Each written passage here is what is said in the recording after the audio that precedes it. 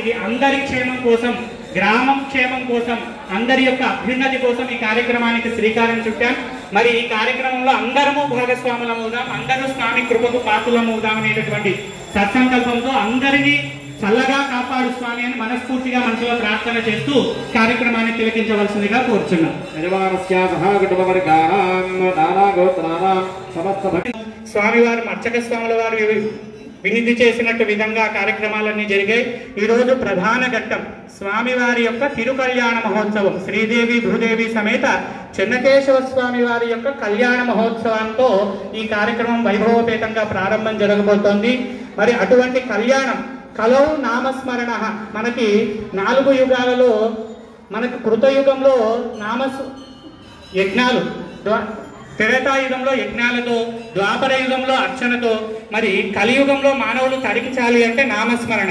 ఈ కార్యక్రమం పూర్తయ్యేంత వరకు అన్యమనస్కులు కాకుండా మన మనసంతా కూడా భగవదర్పితం చేసి భగవన్నామోచ్చరణ చేస్తూ ఈ కార్యక్రమాన్ని తిలకించి స్వామివారి యొక్క అనుగ్రహానికి అందరూ కూడా పాత్రలు కావాల్సిందిగా మరీ కోరుచున్నాం. కేశవ వరద గోవింద గోవింద.